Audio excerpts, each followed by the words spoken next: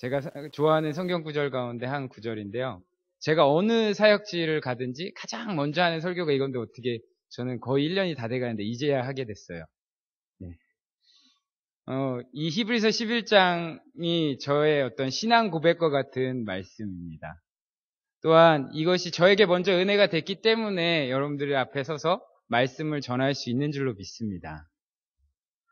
원래는 11장 전체를 다 읽어야 되거든요. 1장부터 시작해갖고 마지막 40절까지 다 읽어야 되는데 32절에 보면 이렇게 나오잖아요. 내가 무슨 말을 더하리요? 끝에 가면 내게 시간이 부족하리로다. 시간이 부족해서 32절에서 40절만 읽었습니다. 제가 고등학교 다닐 때 성경을 이렇게 읽다가 오늘 본문에 있는 말씀 가운데 11장 38절의 말씀을 보고 감동을 받았어요. 가로에 딱 쳐가지고 뭐라고 나오죠? 이런 사람은 세상이 감당치 못하도다. 저 이 말씀 딱 보고 나서 나도 이런 멋진 사람이 되고 싶다. 세상이 감당치 못하다니 정말 멋진데? 그러면서 전 이런 멋진 사람이 되고 싶었습니다. 그래서 11장의 내용을 천천히 봤습니다. 그랬더니 여기에 나오는 사람들은 정말 멋진 사람들이었습니다. 대단한 믿음을 가진 사람들이었고요. 하나님께서 주신 그 믿음을 가지고 성도로서의 삶을 살아가는 사람들이었습니다. 이 본문을 보면서 여러분들도 오늘 말씀을 통해서 믿음의 경주에서 모두 멋진 성도로서의 삶을 살아가시는 여러분들이 되시길 바랍니다. 우리는 모두 믿음을 가지고 살아갑니다. 믿음 없이는 우리는 아무것도 할 수 없습니다. 예를 들어서 오늘 오실 때 혹시 다리 건너 오신 분 있으십니까? 뭐 여기에 있는 쬐끄만 다리더라도 다리 하나 건너 오신 분들 있으시죠? 그거 건너오면서 무너질까 봐서 겁내신 분들, 이렇게 내리셔가지고 이렇게 뚝뚝 두드려보고 오신 분 있으신가요? 그런 분 없으시잖아요. 안 무너질 줄 믿고 오신 거잖아요. 그렇죠? 예. 많은 사람들이 차를 타고 다녀요. 거기를 수십 대, 수천 대가 차들이 다리를 지나다니는데도 불구하고 그것이 무너질 거라는 생각은 안 합니다. 전혀 안 해요. 저 생각의 밑바닥에도 그 생각을 전혀 안 합니다. 그런데 어느 날 갑자기 다리 중간이 뚝 끊어져서 떨어졌습니다. 바로 뭐였죠? 성수대교였습니다. 1994년 10월 21일에 성수대교가 무너졌습니다. 뭐 무너진 게 아니고요. 그냥 다리 중간이 그냥 뚝 떨어졌어요. 그래가지고 32명이라는 사람이 사망했습니다. 그 사건이 일어나고 나서 사람들이 다 이렇게 차에서 내려갖고 다리를 두드려 보고 건넜죠. 그랬나요?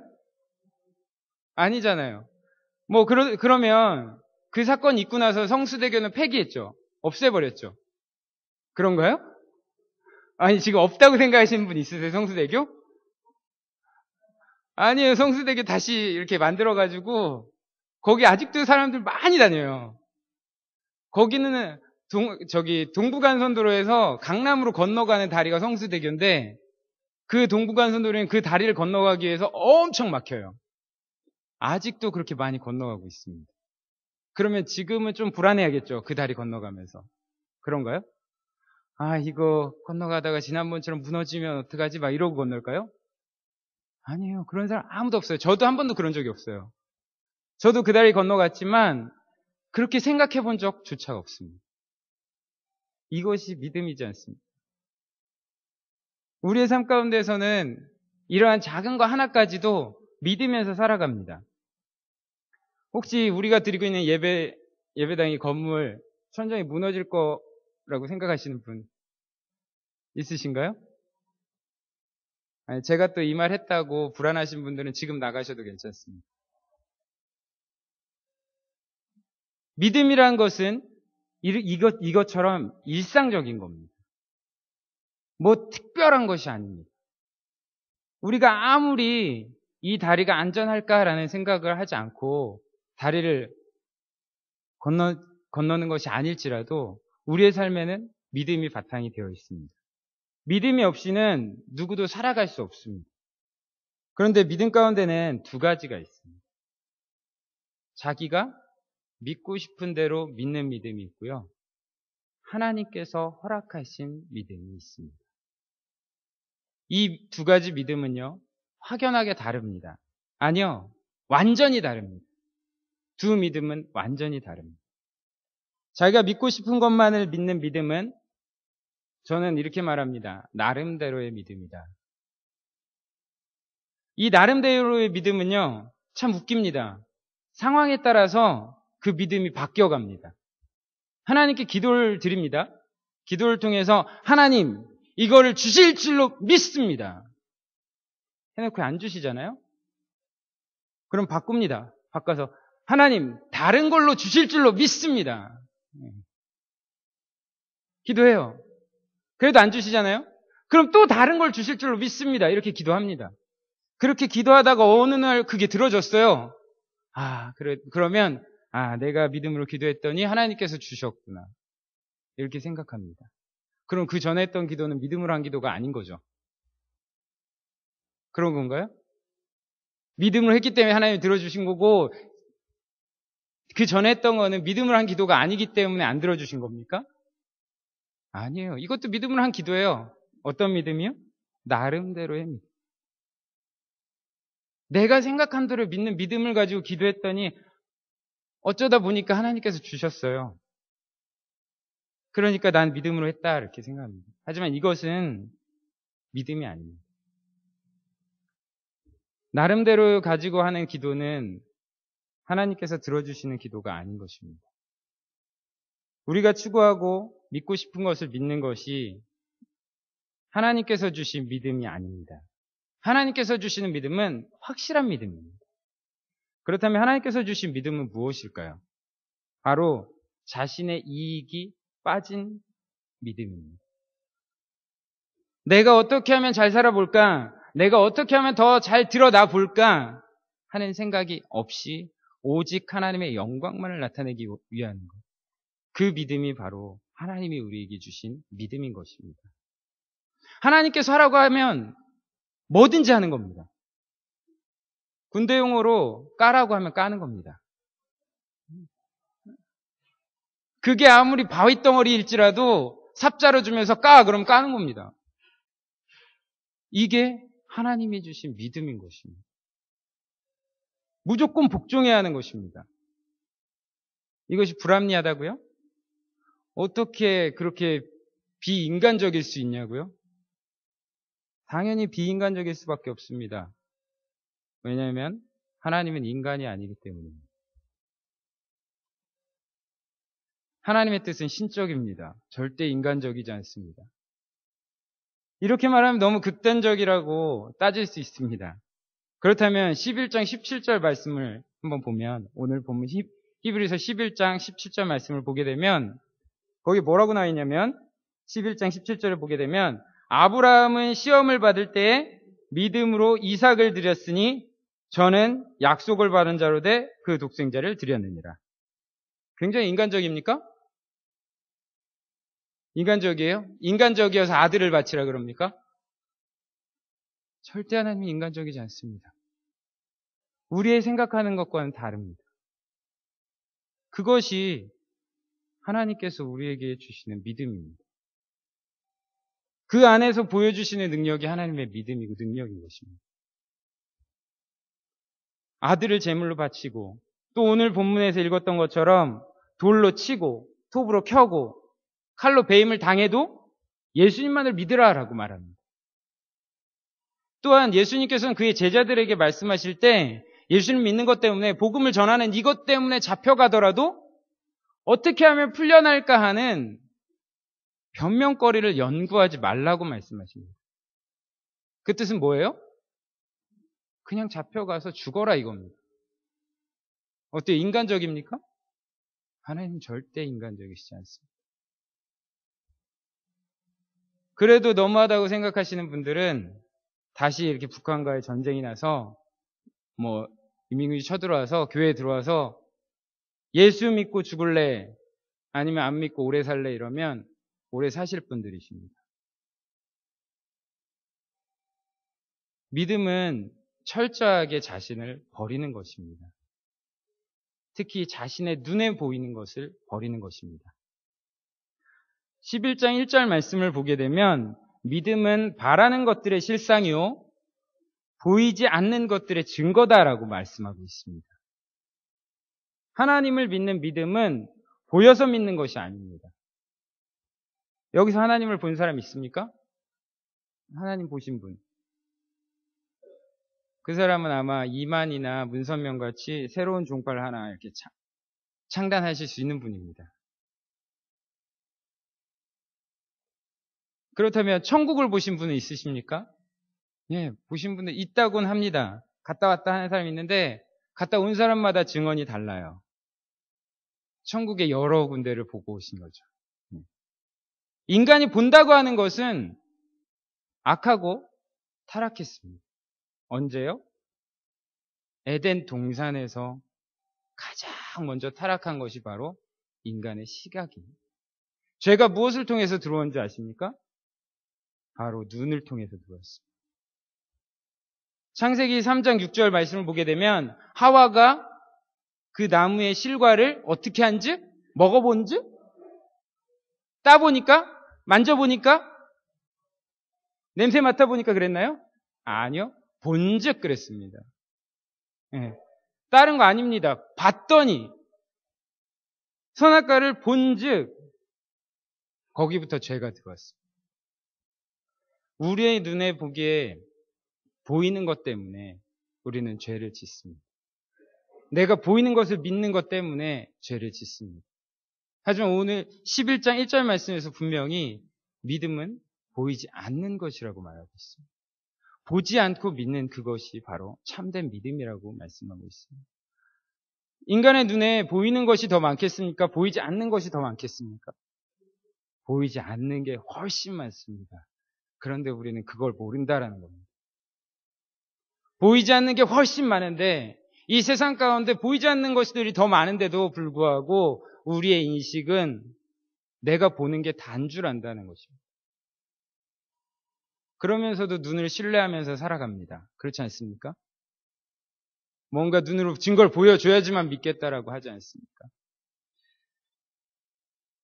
우리 눈에 보기에 어떤 사람이 사기꾼이고 어떤 사람이 착한 사람인지 구분하십니까? 눈을 딱 보면 아십니까? 저 사람은 사기꾼이야, 딱. 딱 보니까 사기꾼이네. 이러십니까? 그러면 사기당하는 사람은 멍청해서 사기당하는 겁니까? 아닙니다. 사기꾼은 와가지고 먼저 제가 사기꾼입니다 이러면서 명함과 자격증 딱 보여주면서 들어오는 게 아닙니다. 아주 착한 모습, 친절한 미소와 믿을 만한 스펙을 가지고 들어옵니다. 그러면서 아주 착하고 순진하고 돈 많은 사람을 찾아가서 그 사람을 속입니다. 아무도 그를 의심하지 않습니다. 왜? 뭐에 보기에? 눈으로 보기에. 눈에 보이는 것을 신뢰할 수 있기 때문에. 눈에 보이는 것을 신뢰할 만한 사람이기 때문에 그렇습니다. 그렇게 사기를 당합니다. 그리고 나중에 사기를 당하고 나서 후회를 합니다. 왜 후회할까요? 그거는 내가 그 사람을 믿었기 때문이에요. 그 사람이 나쁜 사람이었기 때문에 후회하는 게 아니고요. 내가 그 사람을 믿었다는 것이 후회되는 것입니다. 그러면서 원망하는 겁니다. 누구를요? 그 사람을 원망하는 게 나요. 내가 왜 그 사람을 믿었어? 이것이 인간입니다. 그런데 아직도 자기를 믿고 있습니다. 자기 나름대로의 믿음을 가지고 살아갑니다. 믿음으로 살아가는 사람의 삶은 평안하고 기쁨이 넘치고 감사가 넘쳐납니다. 히브리서 11장에 나오는 믿음의 선조들이 살아가는 모습들은 이미 우리에게 알고 있는 줄로 압니다. 하나님께서 항상 함께 계셔서 모든 싸움에서 승리하고 기쁨으로 살아가는 것을 볼 수 있습니다.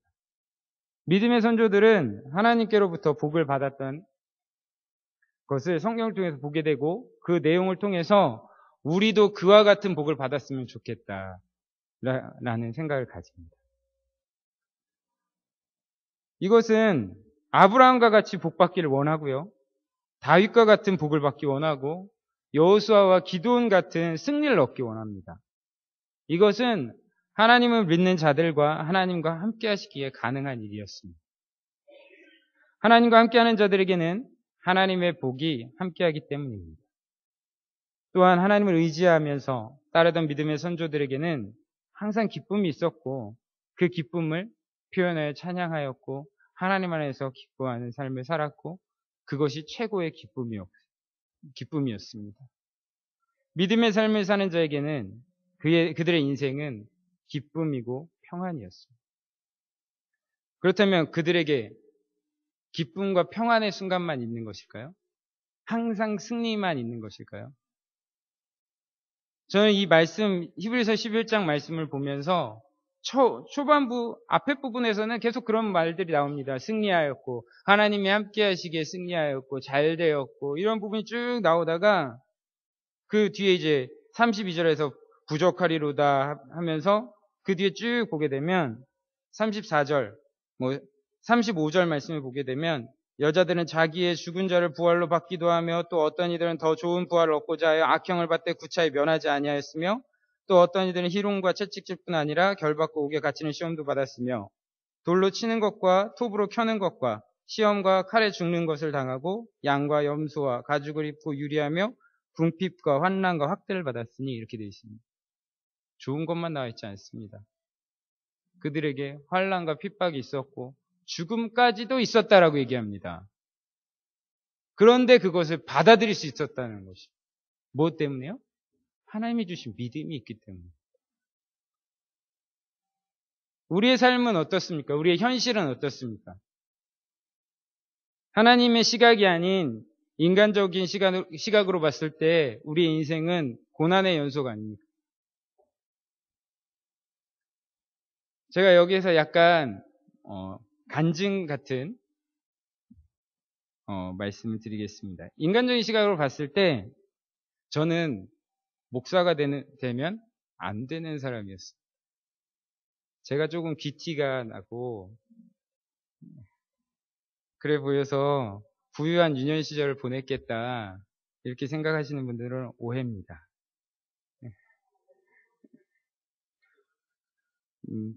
제가 어려서부터 무언가를 넘치게 가져본 적이 없습니다. 어려서 한 번도 수업료, 그러니까 그 당시에는 육성 회비를 제때 내본 적이 없습니다.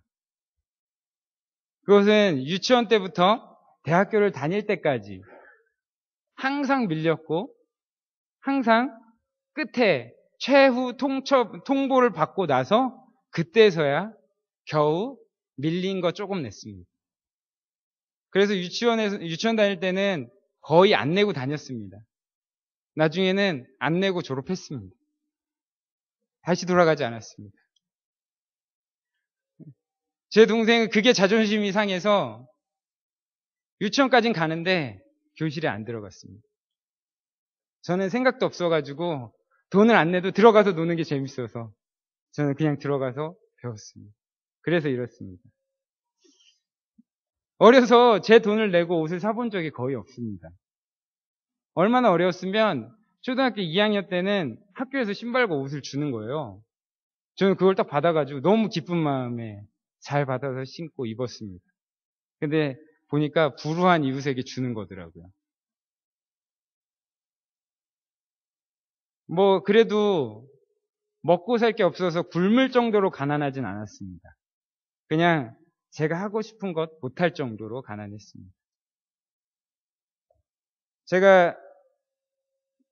제가 아버지 뱃속에 있을 때부터 아버지가 목회를 하신 것이 아니고요. 제가 국민학교 3학년, 저는 국민학교 나왔습니다. 국민학교 3학년 되던 해에 목회를 시작하셨습니다.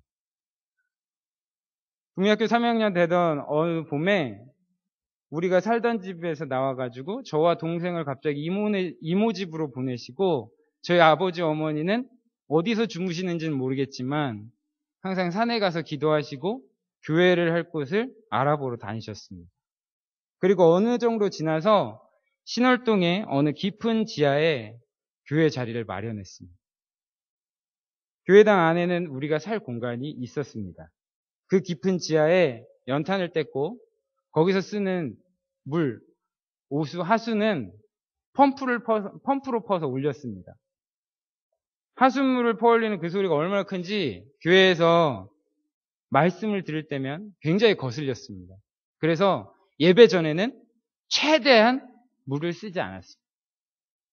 물을 쓰면 예배 시간에 모터가 돌아가는 소리 때문에 방해가 되기 때문에 최대한 쓰지 않았습니다. 장마가 오거나 이러면요, 저는 장판이 뜬다는 얘기를 압니다. 장마가 오면 물이 이렇게 장판 밑으로 쫙 들어가가지고 마치 물침대와 같이 됩니다. 그래서 둥 떠 있습니다. 그러면 그걸 다 걷어내고 물을 퍼냅니다. 그런 일들을 했습니다.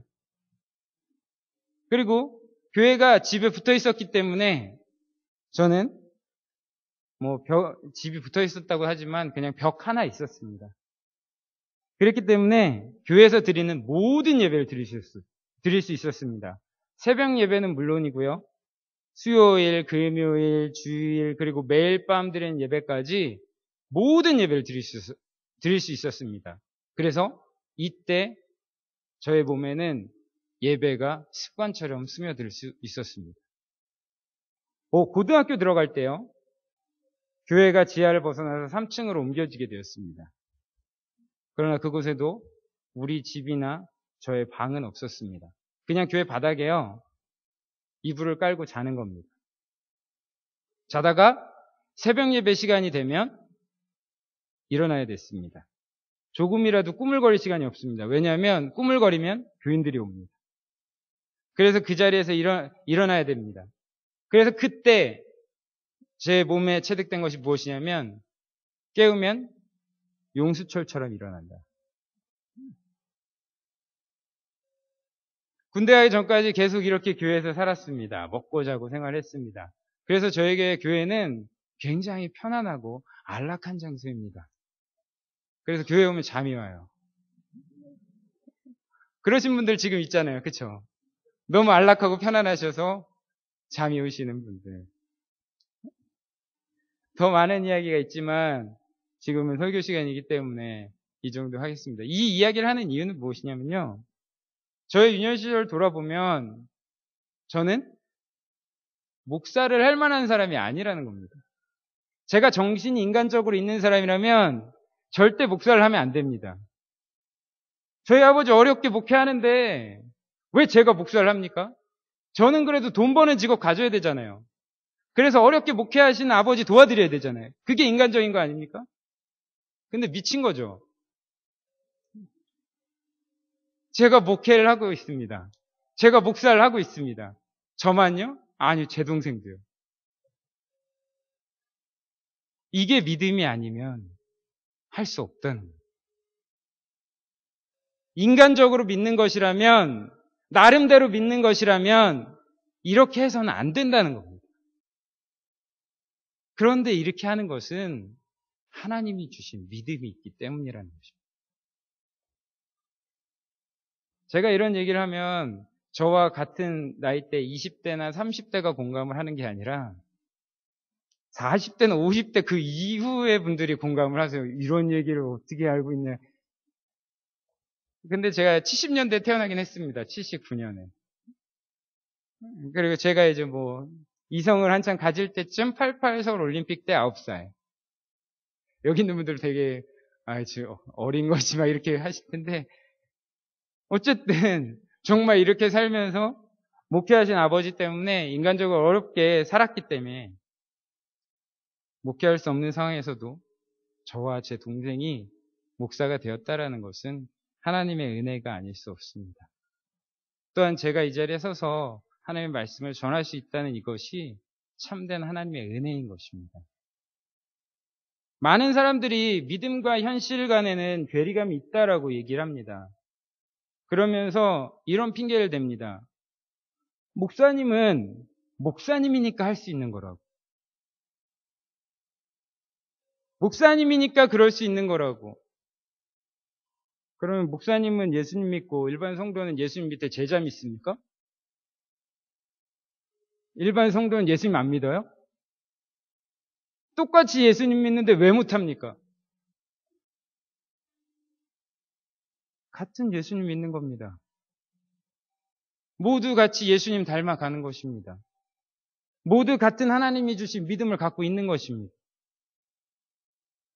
그러면 현실 가운데, 그리고 믿음과 현실 가운데 구분은 없어야 하는 것입니다. 우리의 신앙생활과 우리의 현실 생활 가운데는 아무런 벽이 없어야 하는 것입니다. 믿음을 가지고 현실에 들어가 보지 않고 할 수 없다고 겁을 냅니다. 찬송가에 있는 가사처럼 찰싹거리는 작은 파도 보고 마음이 졸여갖고 못 가고 있는 겁니다. 믿음과 현실은 다르지 않습니다. 하나님의 역사는 지금도 여기에 있습니다. 우리가 다리가 무너지지 않을까 생각조차 하지 않는 것처럼 하나님을 믿는 믿음은 그런 거에 대해서 의심조차 하지 않는 것입니다. 그냥 살아가는 것입니다. 우리의 삶이 오늘 본문의 말씀과 같은 조롱과 채찍질 뿐 아니라 결박과 옥에 갇히는 시련이 아니었고 광야와 산과 토굴에 유리하는 삶도 아니었습니다. 하지만 믿음 있는 자는 이 모든 것을 이겨낸다고 말씀하고 있습니다. 지금 그런 삶이 아니더라도 그런 삶이 닥쳐 있을 때 이겨낼 수 있는 것이 믿음이라고 말씀하고 있는 것입니다. 하나님께서 저와 함께 하시고 우리와 함께 하시고 하나님의 선한 길로 우리와 저와 여러분을 인도해 주실 것이라는 것을 확실히 믿습니다. 그것이 바로 하나님께서 우리에게 주신 믿음인 줄로 믿습니다. 믿음의 선조들은 39절의 말씀처럼 하나님의 자녀라는 인정은 받았지만 약속의 완성은 보지 못하였다고 말하고 있습니다. 바로 예수 그리스도를 말씀하는 것입니다. 우리를 구원하실 예수 그리스도를 보지 못했지만 예수 그리스도의 오심을 소망하고 있었습니다. 그리고 그 소망으로 그들은 모든 환난과 역경을 이겨낼 수 있었습니다. 오직 하나님만을 의지할 때 하나님은 우리의 필요를 채워주실 것입니다. 40절의 말씀처럼 하나님은 우리를 위해 더 좋은 것을 예비하셨습니다. 이 세상의 어떤 것들보다도 더 좋은 것으로 예비하셨습니다. 우리가 상상하는 그 이상으로 우리에게 주실 것입니다. 내가 생각하는 그만큼을 받아도 기쁘지 않습니까? 근데 우리가 상상하는 것, 생각하는 것보다 더 큰 것을 주신다고 하십니다. 그러면 막 소망이 되지 않습니까?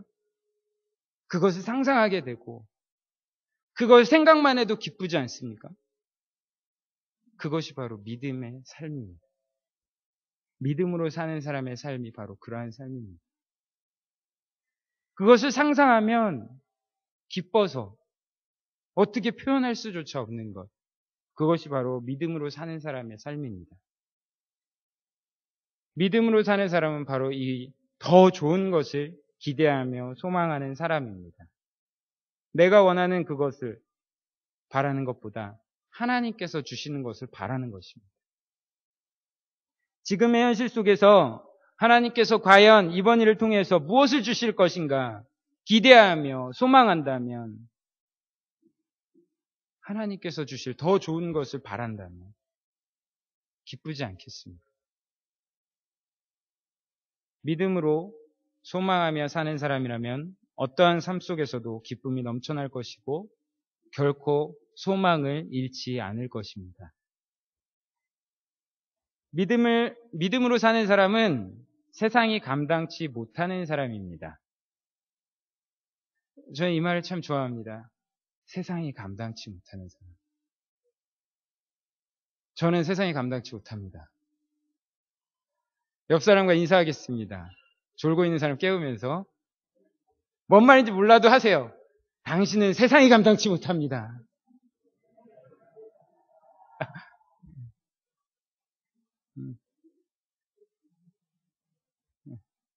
여기에 이제 세상이 감당치 못하는 사람만 있습니다. 나가면 난리 났습니다. 믿음으로 사는 사람은 세상의 잣대로 감히 판단할 수 없습니다. 그 소망의 가치가 하나님만으로 채워줄 수 있기 때문에 이 세상의 어떠한 것으로도 만족할 수 없다는 말입니다. NIV 성경을 보게 되면 38절이 어떻게 나와 있냐면요. 제 영어 발음이 좀 좋아서 못 알아들으실 수도 있는데 The world was not worthy of them 이렇게 되어 있어요. 무슨 말이에요? 네, 그들은 세상으로부터 어떠한 가치도 얻을 수 없다라는 말입니다. 이 세상이 그들에게는 가치 없다는 말입니다. 세상이 감당치 못하는 사람은요, 세상에서 가치를 찾지 않는 사람입니다. 세상에 나가서 이게 좋겠다 이걸 보는 것이 아니라 하나님을 바라보는 사람이라는 말입니다.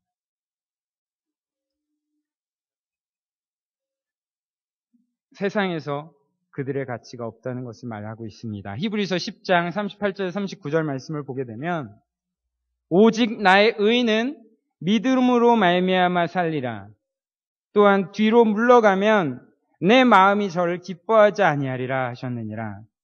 우리는 뒤로 물러가 침륜에 빠질 자가 아니요 오직 영혼을 구원함에 이르는 믿음을 가진 자니라. 우리가 세상에 살아가면서 뒤로 밀리면 하나님이 기뻐하시지 않습니다. 내가 세상에 살아가면서 그 역경 가운데 뒤로 밀리고 쓰러지면 하나님께서 기뻐하지 않으신다고 말씀하십니다. 우리는 뒤로 물러가서 밀려나서 침륜에 빠지는 자들이 아니라고 말씀하고 있습니다. 왜냐하면 우리는 영혼을 구원하시는 그 구원에 이르는 믿음을 가진 자이기 때문이라고 말씀하십니다. 우리는 모두 세상의 가치관으로 인간적인 기준으로 세상을 바라보는 것이 아니라 하나님의 기준으로 신적인 가치관으로 하나님의 가치관으로 세상을 바라보며 하나님께서 원하시는 모든 일을 이룰 수 있는 믿음으로 사는 여러분과 제가 되기를 간절히 축원합니다. 우리 함께 찬송가 408장 찬송 함께 드리고 기도하겠습니다. 신적인 가치관으로 하나님의 가치관으로 세상을 바라보며 하나님께서 원하시는 모든 일을 이룰 수 있는 믿음으로 사는 여러분과 제가 되기를 간절히 축원합니다. 우리 함께 찬송가 408장 찬송 함께 드리고 기도하겠습니다.